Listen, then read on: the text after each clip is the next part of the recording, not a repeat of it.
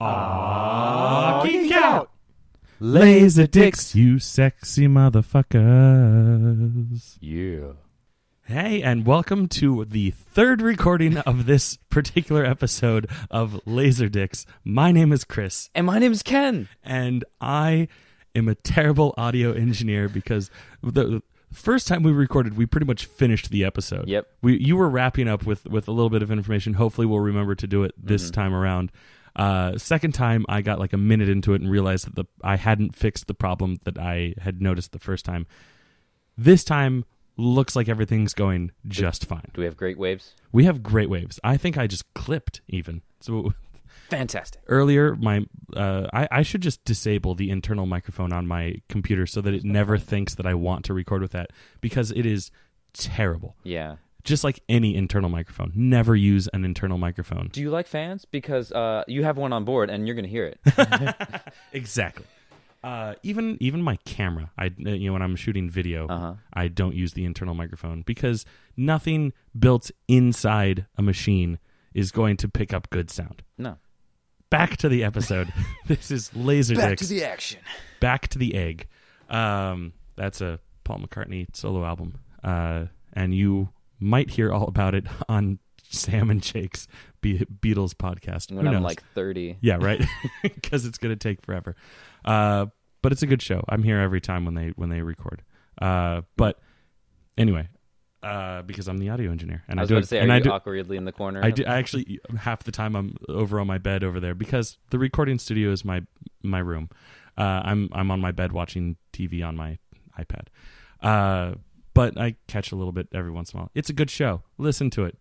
Everyone likes the Beatles. Two right? thumbs up. Yeah, I mean, they're a band. They are a band.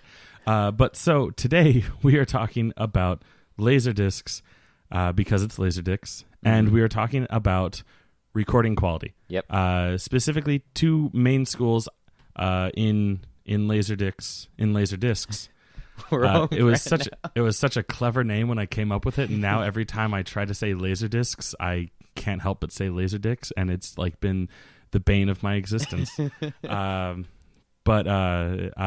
So you got CAV and you got CLV. Right. Those are the two ways that your Laserdiscs are recorded, as far as I'm aware. I think there's like a variation of CAV that you can get, which is like CAA, but like it was so rare that.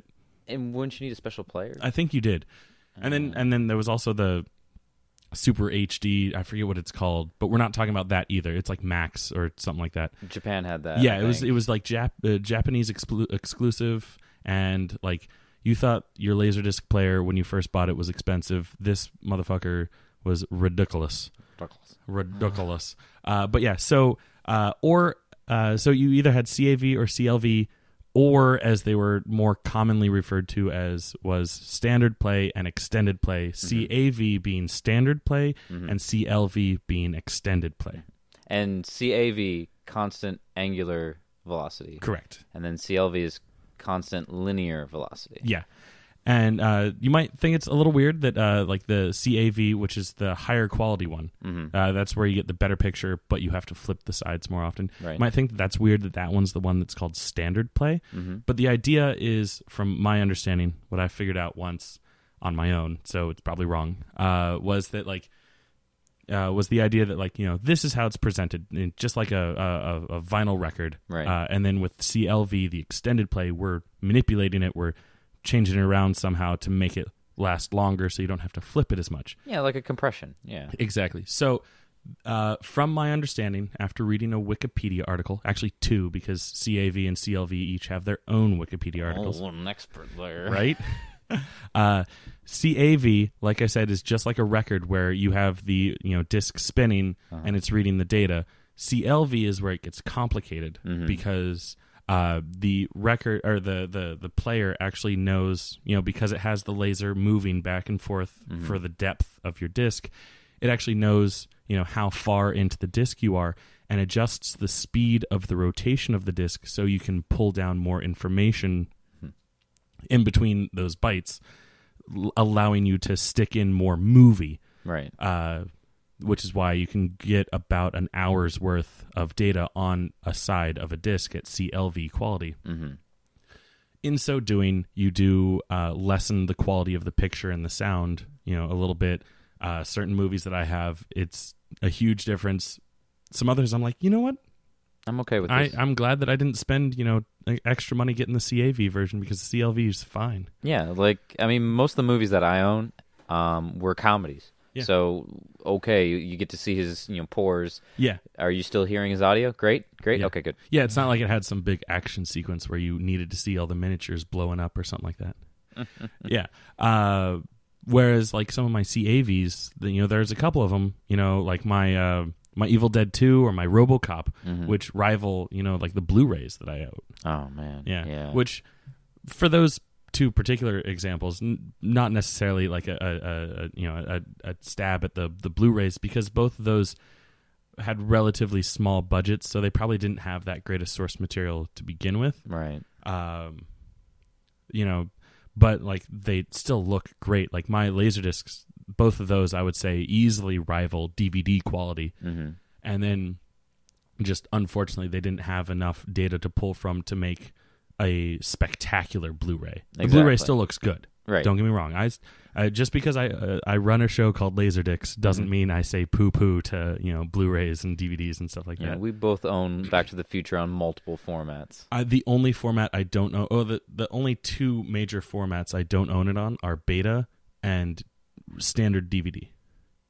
And I guess if they came out with an HD DVD version, I don't own that either. I don't think they'd had like box sets for HD DVD. I had the first season of Heroes. And I think of the first season of Battlestar Galactica. Yeah, but I don't know if they got to like trilogies and stuff like that. They got TV shows. Talk about dead technology. Yeah, right. So now that we have the styles out of the way, I feel like we sufficiently covered the main differences between CAV and CLV. So I talked about CLV. I just realized I kind of skimmed over CAV. CAV keeps the speed of the disc constant, so you're just putting in all that information. Exactly, and you can only fit about 30 minutes of footage under that quality. Mm-hmm. And so that's why you get that's why you get instances like my Star Wars. I own Star Wars twice over on Laserdisc. One CLV and one CAV. CLV, each movie is 3 discs long. Did I say it right? 3 discs, like 6 sides? Yeah. Well, but I was for a hot second I thought I said CLV. Just to be clear, CAV, 5 sides long on 3 discs. The CLV I have is on 3 sides, just because it's mathematically impossible to put a 2-hour and 10-minute movie on just 2 sides. Exactly. But so it's on 3 sides, 2 discs for CLV. So it's half the length ish. But yeah, so now that we've gotten that out of the way, let's make it simple. CAV, you want to impress your friends. CLV, you're lazy and you don't want to get up. That's literally why I bought the CLV Star Wars movies, because I was like, I love watching it, but I am tired of getting up and flipping the sides. Oh my god! And like, thank God now for my birthday, as you guys heard last episode, I got the automatic side flipper player. Still would have to switch discs several times though. Thank you, Star Wars. Thank you for your... I mean, thank you for being beautiful. Thank you. No, thank you for being too beautiful. Yeah. Thank you for being so long. But so, as I am having the larger collection, I have about 16 occurrences of times where I'll have a movie. See, now all the episode or the several times that we've recorded this episode are starting to bleed together, and I can't remember what I have and haven't said. Occasionally, let me set up why I'm talking about 16 movies in my collection. Occasionally, you'll have a movie where it starts out CLV. It's almost 100% of the time. It's either CAV all the way through, or if it's not, side 1 will still be CLV. Right. Occasionally, you'll have a movie where side 2 or side 3 or whatever, however many sides it is CAV. Right. So it started out CLV, became CAV at some point. Right. That happens every once in a while. Mm-hmm. In my collection, it shows up 16 times. Mm-hmm. And that's mainly because they've got some extra wiggle room. Like, hey, our movie's, set amount of time. Mm-hmm. In the case of, okay, we have to use 3 sides. Well, if we have to use 3 sides, let's use the last side that for this spectacular, cool scene. Yeah. Usually your big climax, your exploding Death Star, if I may, your exploding shark, if it's Jaws. You're like, okay, well, that's in the last act. We're only using 10 minutes worth of information on this side. If it's CLV, that means we have 50 minutes of unused stuff. Yeah. CAV, that's almost half the side. Yeah. It's like, all right, let's bump it up for this thing. Let's make it worth having, a third side. Mm-hmm. Let's make the giant train wreck literally not, as a metaphor for a bad movie, but like, let's make the giant train wreck at the end of Back to the Future Part 3 spectacular. Look at those details. That train is demolished. Yeah. And I say Back to the Future Part 3 because it is the one movie that occurs in both of our collections. Exactly. That has this special occurrence. Exactly. And I combed everywhere. Like, you'd think that the special edition with Ghostbusters would. Yeah. I mean, because that's a crazy cool scene. Everyone's getting mucked up. Mm-hmm. What was the other one that was big? I mean, I have the complete Star Wars that's all in CAV, but nothing else. Yeah, my Ghostbusters is the Criterion Collection, so it's all CAV. You know what? Yeah. You know what? Wait, did you give me Ghostbusters? Somebody gave me Ghostbusters. I don't think I did. I didn't buy it. Yeah. I have it now. Yeah. Oh. Maybe I did give it to you. Who knows? Yeah. It's Josh's favorite movie. Did he? He didn't give it. No, I don't think he would have given it to you. I bought Ghostbusters 2, much to his chagrin. Anyway, so Back to the Future Part 3 is the only one in your collection that you were able to find. Right. It's also in my collection, so I'm going to go ahead and skip it. And then I'm just going to kind of run through a list of all the movies that I have that have this sort of split, and we'll talk a little bit about them if it's pertinent at all. But first one I want to get to, since I'm doing it in alphabetical order, is Batman Returns, and I wanted to read a little snippet off the back because one of the cute things that I like about Laserdiscs is that it was when a lot of this stuff was brand new. So like, it would have like things on the back that's like, hey, this is going to be in widescreen. The black bars at the top and bottom are normal. Don't judge us. Yeah, stuff that we take for granted because we've had it, the entire time had it for a long time. Like I remember seeing a movie in widescreen and being like, why are there black bars? Why is half the picture gone? What's going on? And then I just had to read the back of the box. I mean, but you're like 10 years old. I mean, exactly. Your parents know they're going to let you look at the back of the box. Yeah. But yeah, so on the back of Batman Returns, right in the same little bit where it's talking about the widescreen stuff, it also says that side 3, featuring the final face-off between Batman and his adversaries, is presented in CAV full feature format. And like I thought that was cute. I thought I thought that was nice. That one, it warned me that it was going to do that, and two, it like sold it. Yeah, it was like, oh no, it's legit, guys. It's going to be an awesome fight scene. That's crazy though that like it would reference that like this occurrence that nobody else really touched bases on. Like it's a common occurrence, but nobody else really. Yeah. Well, what do you have on your list, man? Well, so the rest of the list goes as follows. It's got the rest of the Batman movies. So Batman Forever and Batman and Robin, which same thing. The final boss battle, got to look cool. GoldenEye, which in the third act they go to Cuba and there's that big satellite dish that is pretending to be a lake. By the way, that lake draining in CAV quality looks cool as hell because it's all miniatures and I love miniatures. Yeah. Buffy the Vampire Slayer. So the big. Prom night or homecoming or whatever dance it is. I haven't actually seen the movie.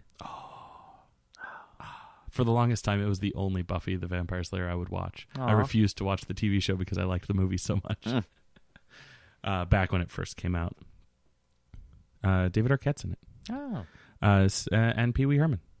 Ah. Yeah. Ah. Yeah. As well as Donald Sutherland and Christy Swanson. There are names that I recognize. Then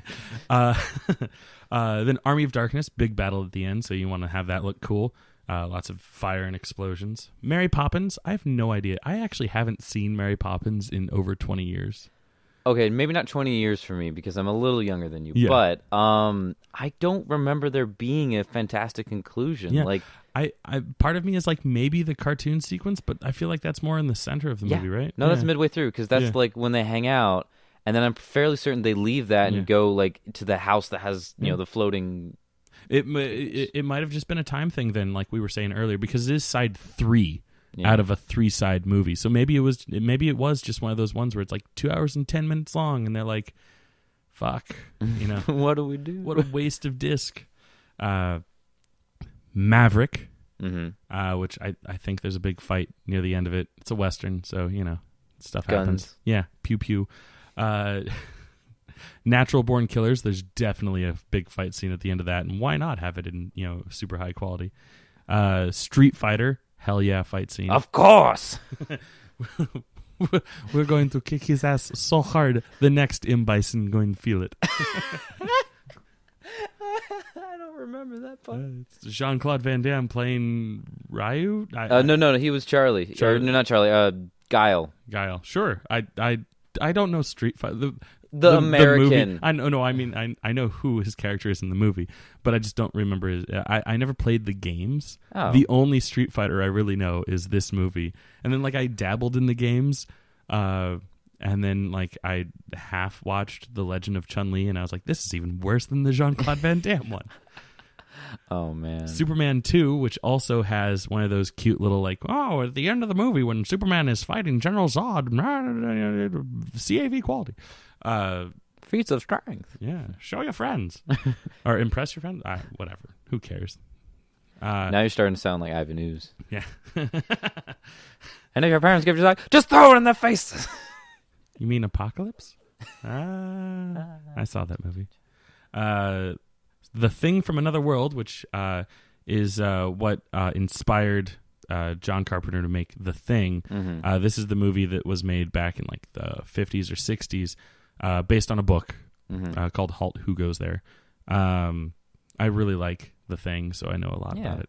It's one of my favorite movies of all time. And if I may hop on a soapbox real quick, like I did in the first episode or the first recording that we did, because I got randomly passionate about The Thing, and now I just feel like I need to re-say it for posterity's sakes. Right. That John Carpenter's The Thing is not a remake of The Thing from Another World. It is inspired by, and then the 2000 something or other Thing that came out is a remake of The Thing from Another World, because it's not a remake of John Carpenter's The Thing, and anyone says that is dumb.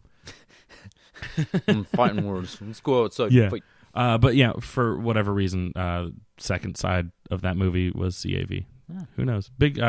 Fight with an alien. So cool. Yeah. It's not nearly as exciting as The Thing in terms of like visually. Right. I would think, if anything, The Thing would like have a split thing like that, so you can see all the gross creature shit in CAV quality, but it doesn't. It's the thing that I have is all CLV, and I actually kind of feel cheated by it. Yeah. Which I'm like, good thing I have the Blu-ray. And then the X-Files movie. There's a big reveal at the end with the alien spaceship, and it looks pretty in CAV quality. Man, I would have looked CAV quality when she's wearing her parka. Whoa! Check out that 90s parka. Wait, Yeah. that wasn't in the movie. No, I don't know what you're talking about. No, in like the series, she's got that giant. Yeah. Oh yeah, when she was hiding the fact that she was pregnant. I just seen gifs. I didn't understand the relevance. It might have been. She got pregnant once or twice during the movie, and during the show, and they were like, "We can't have her be pregnant on the show. That'll insinuate our characters like each other." But then also that was why like she like left the show for a little while. Like when she was abducted and she was impregnated was because she was pregnant. Have you not watched the show? I've only approximate knowledge of many things. Because thanks to Tumblr and GIFs. You should watch the show. I mean, it's a good show. Well, I'm done with Game of Thrones now, so yeah. Got to fill the void. Yeah, I'm pretty sure it's all on Netflix. No, I do have a Netflix now. So that's it for my list. Yeah, I got a little thing for you. Yeah? Here's my thing for you. Go for it. So a lot of the times, and you kind of run into this with these special like 3-sided discs, what happens is you got this extra 4th side. What are you going to do with it? I don't know. In some cases, for you, the companies that you run across, They just give you this nice little infographic, like it's a little upside down turtle. It's cute. Yeah, it's just like my friend on Twitter at Laserdiscs Turtle. The Laserdisc turtle. Yeah, it's specifically saying, "Hey, flip this thing over, please." Yeah. The movie you want is on the other side. In fact, I think like one of these over here said something like, I forget. What Omega something. Yeah, It was the True Lies. Oh, the True Lies. Did I grab it? Yeah. The Omega Sector, the last line of defense. A true fact. Program material has been recorded only on the other side of this laser disc. Yeah, I was like, that's on the label that's on the disc itself. That's really cool. I had never seen that, and I have 2 copies of True Lies. Well, now only one because I gave you one of them. I gave you the one that someone wrote on the cover. Oh, well, now I have a phone number to call in Illinois. There you go. Bright side of everything. Hey, Dick, why'd you ruin my Laserdisc? But some other companies, specifically Laservision, because we ran into that a bit more, they actually recycle their Laserdiscs. Mm-hmm. So what they do is they make it a dead side disc. And they'll go and they'll just take an old, maybe like a car. Like some companies use Laserdiscs as promo materials internally. So like training or, hey, information. So they take those discs and they just coat them on one side, burn footage to the other. So a lot of people in the Laserdisc community will like take measures to go and treat these discs to get this material. I think it's just like a coating. It's some sort of enamel that just that makes it so the laser can't penetrate it. But yeah, there's people with videos on YouTube of them just wiping it off. They're like, I had to scrub for like 10 minutes, but I got it off, and then pop it in, and there's concert footage from an Elton John show. Yeah, and it's terrible quality because it's still like the laser's still trying to get through, and and it's been run through the rigger a couple times. Yeah, but it's still cool. Like that's a cool thing. It's like getting to the half screen at the end of like Atari games. Yeah, the dead screen or whatever it's called. Yeah, the dead screen. Yeah.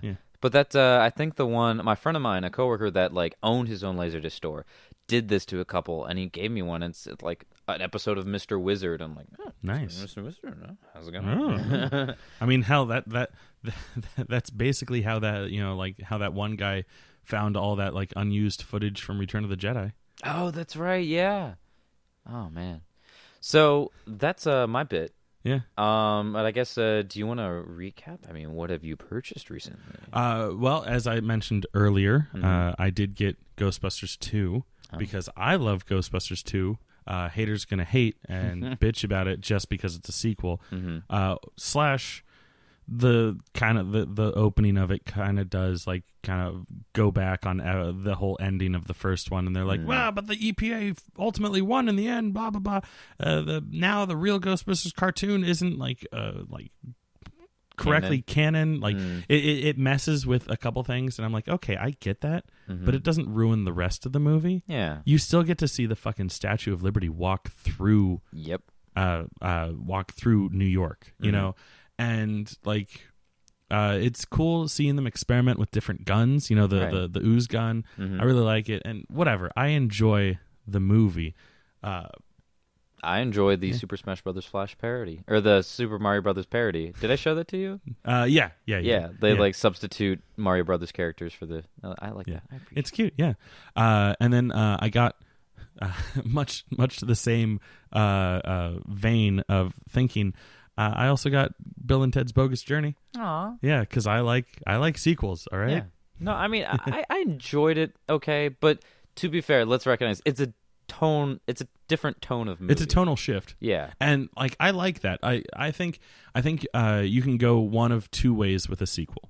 You can either do the exact same thing, slightly different setting or something like that. Kind of like Back to the Future Part 2 is essentially Back to the Future Part 1 in the future. Yep. And then they even go back and just literally rehash Back to the Future Part 1 when they go back. Yeah. And then the other half of Back to the Future Part 2 is setting up Back to the Future Part 3. Out of the three, in my opinion, Back to the Future Part 2 is the least useful of the movies because it is just a segue between Part 1 and Part 3. I mean, yeah. It's still fun. Do not get me wrong. I still have my Pepsi Perfect bottle. I do as well. Yeah. I still love it. Just because I think it's the bottom of the three does not mean I think it's, bad, because those 3 movies are still 3 of my favorite movies of all time. Exactly. Honestly, in my opinion, is like I enjoy the hell out of the future segment. Yeah. And that kind of overrides it for me. But then the concept of like going back and like inserting characters into footage, like that's a cool concept. Yeah. No, and it's amazing that they were able to get it done. Yeah. You know, because they're fitting in new characters into footage that they had no intention of doing this with in the first movie. Right. And they're being very clever and creative on how they're doing it. Other times they just completely reshot stuff because they still have Michael J. Fox. He still looks like he's 15. You know, let's just do it. And stuff like that. But like they're very clever, and like I applaud them, you know. Yeah. So in no way do I say it's Back to the Future Part 2 is a bad movie. But I like 3 better than 2. There you go. Yeah. Right. So two ways you can go about doing a sequel. You can either rehash the exact same thing, or you can do a completely different story. Yeah. You know, or rather, I think those are the 2 ways to make a quote unquote good sequel. Either you learned all the proper lessons from making the first one, and you give the people exactly what they want, or and by, you know, giving them the same present but different wrapping paper, or you take, you know, you pick, you know, the best elements out of what people liked from the first one, and make a completely different present with those things. In the case of Bill and Ted, you know, Excellent Adventure versus Bogus Journey, they, you know, the characters are still the same. Bill and Ted are still the exact same characters. You know, they did a good job of keeping them the same people. But this isn't a time travel movie. No. There's a little bit of time travel at the beginning and a little bit of time travel at the end, just to like tie it together. But they more or less stay in like 1990 or whatever year it was. I think it was like 89 or something. Because they're not doing a time travel movie, they're doing a spiritual movie, or, you know, whatever you want to classify it as. Yeah. But, you know, they're, and like... But it's related because they take a trip. Yeah, exactly. Yeah, they still go on an adventure, a journey, a trek. If you will. Yeah. So, like, that's that. And also, like, in general, I think it's a good movie. Yeah. You know, so, therefore, I like it. Also, I can't get over the fact that the guy that plays Death is, like, the same guy that takes Alcatraz hostage in the movie The Rock. Like, just seeing like, usually he plays, like, a really, like, super badass character. And, of course, Death starts out as a badass character in Bogus Journey, but he quickly becomes a farce. And it's great. And Best, like, 2 out of 3. You might be a king or a little street sweeper, but sooner or later you dance with the Reaper. Death does solo album. Yeah, exactly. So I got a few things. Yeah, what'd you get? A few things. So I think right after we recorded the last episode, I finally got my hands on Hackers. Nice. That's right. I think the last episode, which we recorded like 2 months ago, you said that you were in the market for it. Yeah, I mean, I'm always in the market for it. Oh yeah, but because it's a great movie. It's a great movie and it's rare. Like I don't see it come up a lot. So I just gave in and bought a Japanese copy, which is, you know, the Japanese cover looks badass. Yeah, like it looks fantastic, and the back looks great too. And unfortunately, because it's a Japanese release, like, the subtitles are burned in because it's not the medium of DVDs, but it's still, I mean, it's still in English. I still enjoyed it. I'm on that level with Fifth Element right now, because like the cheapest I can find it is like $30, and I'm like, at that I might as well just jump up $40 and get the Japanese one, because the Japanese cover is so much cooler. Yeah, and like the American cover is like boring. It's like they took the least exciting elements of all the posters that they made and threw it together. Like, it's literally just 3 floating heads. And I'm like, and then you look at the Japanese cover and it's like fucking cool as shit. So I'm like, I'm thinking I might just splurge and get this guy's selling it for $40 on eBay. You can ask him. I mean, if they have the or best offer. Yeah. Best offer, yeah. Drop it down to 30. And then the other one that I picked up, I won't have this until like maybe No, I think if she brings it, I'll have it in a couple days. So a friend of mine in California found a record store that has a lot of Laserdiscs. Now, normally that's a common occurrence. Like, hey, this is about the same size as a record. Must be a music. Yeah, like a record and tape exchange in Fairfax has like a bin of Laserdiscs in the back corner. I picked up a few of them there. But this one place she went to had like a whole section. Like, it was really nice. A lot of cartoons. She went through it, and nothing really, like, she's like, okay, you're gonna want to check this out because I don't know your taste. But she found something specifically that I would want, and it's a couple episodes of the Back to the Future cartoon. Yeah. And I saw someone selling that on eBay 2 years ago, and it was like $100, and I was like, ugh. $20. No shit. $20, and I asked her, hey, does it have that little science segment? She's like, yeah. I'm like, I'm excited because in every science segment, it was a live action segment that Christopher Lloyd recorded for the show. And guess who his assistant was? Bill Nye. No shit. That was his first television appearance as the assistant for Christopher Lloyd for the science section. Good find. Yeah. If you ever get a chance to meet Bill Nye, you got to get him to sign that. Oh yeah. Like I think I wanted to meet him for like a signing thing at AwesomeCon, but they didn't have it. Yeah, he was just there doing Star Talk. Actually, speaking of AwesomeCon, this is our first episode back from AwesomeCon because the last one dropped during AwesomeCon. I remember there was a little bit of confusion. Turns out it was the first day of AwesomeCon that our episode came out. I got a couple Laserdiscs signed. I guess we could talk about that a little bit. Let's do it.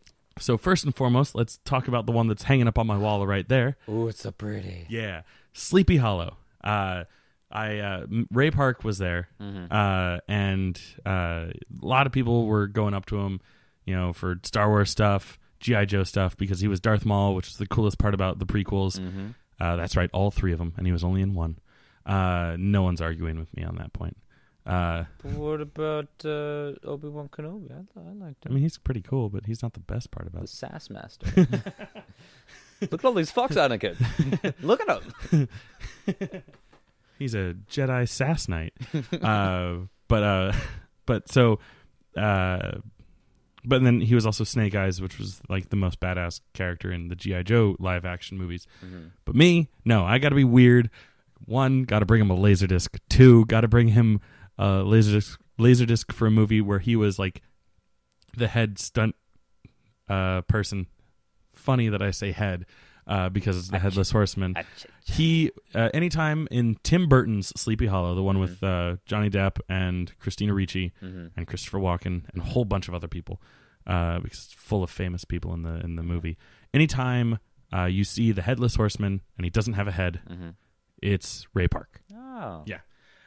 And I get in line with my buddy Jake, co-host on Geek Out Proper, and I get in line and I pull out my Sleepy Hollow and I'm like, wait a second, was Ray Park actually in this? Oh, fuck. I completely space on it because I'm like all these years I'm sure I have like fact checked it on IMDb.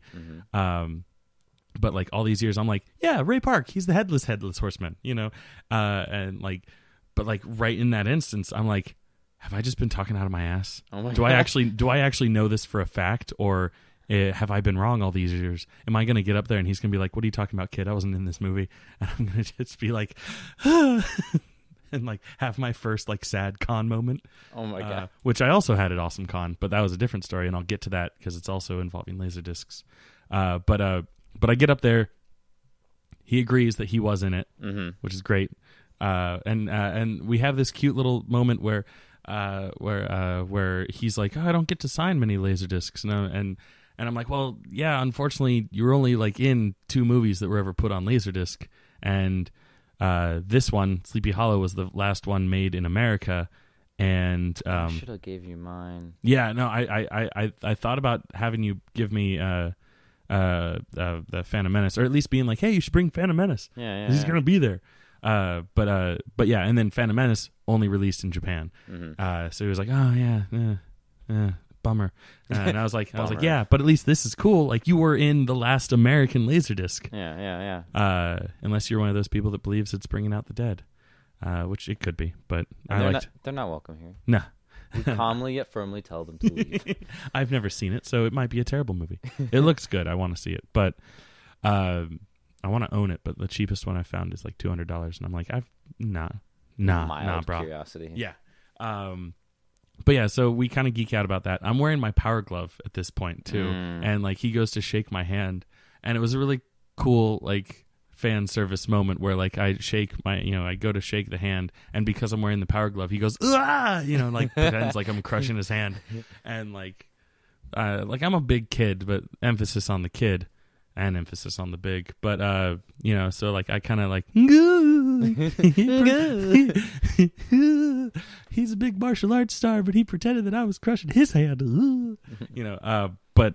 So, I got to geek out about that, and it was fun. And Jake tells the story really, really cutely because he, got to see it secondhand. Mm-hmm. First off, he was like, you were going before me because I want to see what happens if you're wrong. And like, it wasn't like, not in a like, fuck you sort of way, but like in just like a funny, like ribbing on me because we're friends kind of way. I've got the camera right here. Yeah, right. But then he was like, but once you guys started talking about Laserdiscs, because like I abridged the story very much. He's very talkative. He's very kind to his fans. And like sits there and chats with them for a couple minutes when you're up there.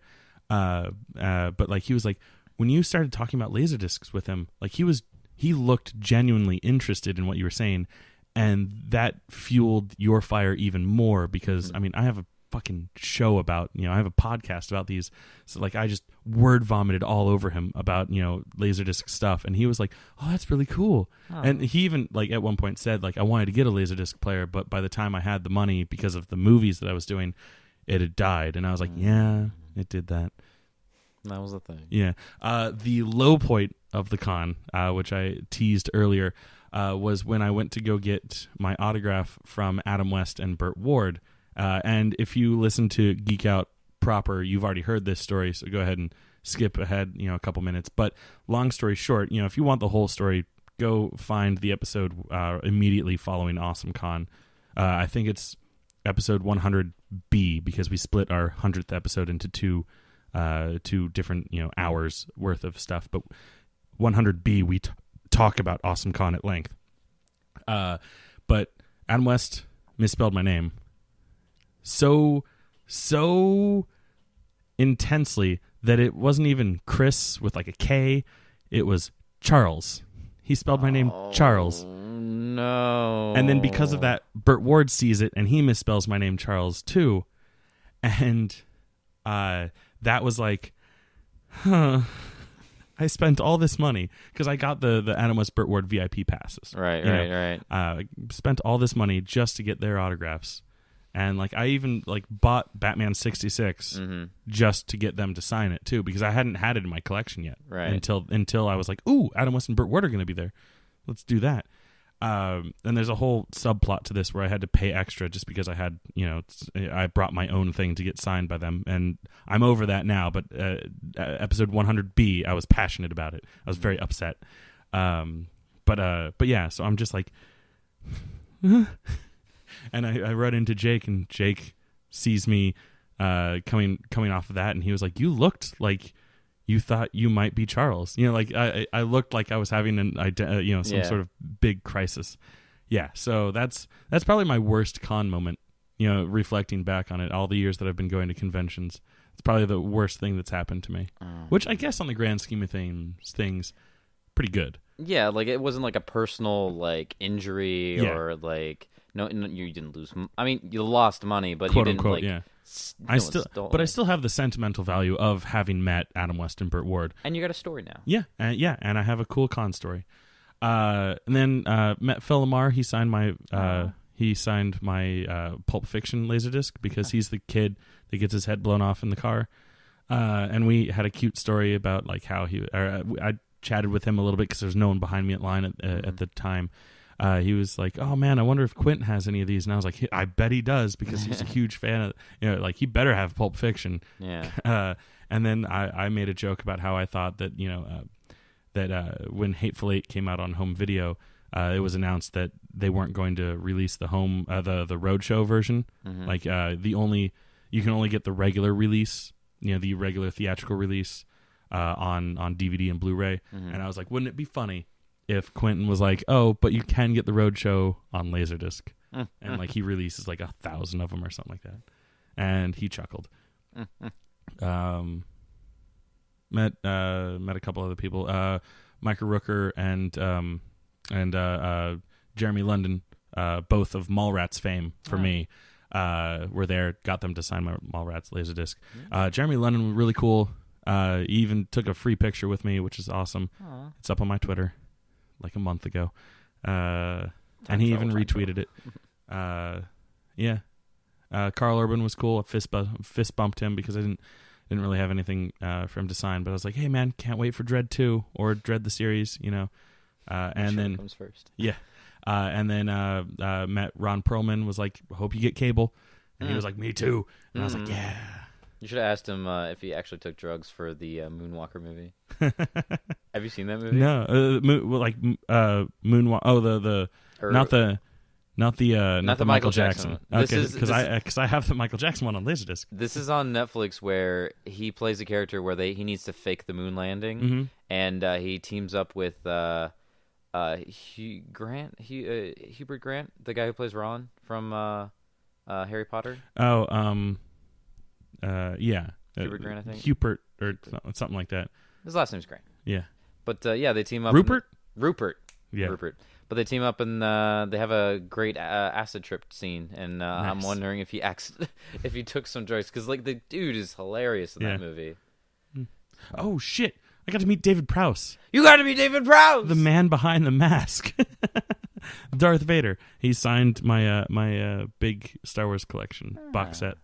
Where and signed it right in the middle, and he was like, Dave Prowse is Darth Vader. I should have brought my special edition, since it's the Vader mask right fucking there. It would have been a good one. That reminds me, I need one of my friends. I got a thing signed by David Prowse for one of my friends that I still haven't gotten to them. It's in my bag right there, and I'm going to see them tonight when I go into work. Boom. Thanks. I didn't get a chance to meet anybody. I mean, I guess I could be more passionate about some people, like meeting some voice actors and stuff, but I dressed up. I had fun. For me, conventions are mostly about meeting celebrities / meeting up with friends who I don't get to see otherwise.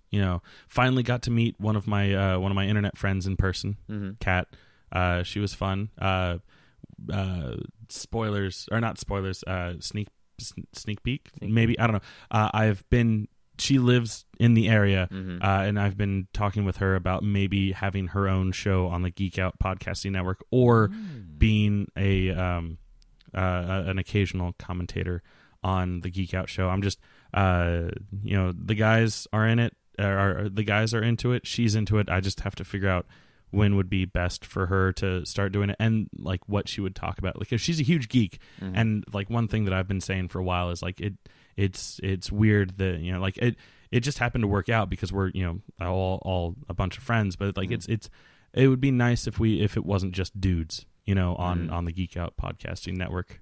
Well, if she's big into cartoons, yeah, I've been trying to spitball that idea. Yeah, I know she's big into Marvel. She was the Enchantress that if you saw any of my pictures, one Enchantress that was there from the Suicide Squad movie. I need to look at some of your pictures, because I mean, people took a lot of my photos, but I wasn't taking much. Like, I spent all Sunday in a Megazord outfit. I didn't even see you that day. Oh, I stuck out like a sore thumb. I know. Like, people were flagging me down. It's like, yo, it's this guy. Well, like, Sunday was like my wrap up day, like where I was like, oh, I didn't get this guy, and then like I was in and out pretty much. I think I was only there for like 2 hours. We spent a good amount of time. I mean, the unfortunate thing was we went to Peter Capaldi's panel, delayed half an hour, but then they came up on stage and said he's not going to be here for another hour. So we were just like, hey, I'm going to go chill. Yeah. Kind of the same thing happened with the Kevin Smith thing. He was late by a half hour, but then he was like, but we're going to go until they kick us out. So that was cool. So he went over by a half hour, which ultimately means he went over by an hour, once you do all the math. Yeah. So, all right. Got anything else? No. Yeah. Good convention, good time, good chatting with you. Yeah. It's great episode. Yeah. I just noticed that we just about to hit the 45-minute mark, and I try to keep this 20 to 45 minutes. So, well, maybe we can like cut it short on some. Who knows? Time. Yeah. Anyway, hit the theme. What is the theme? I don't even know. Laserdicks.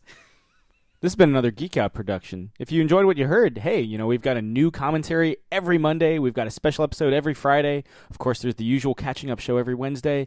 And you get book club episodes just about every Tuesday these days. Thanks for listening.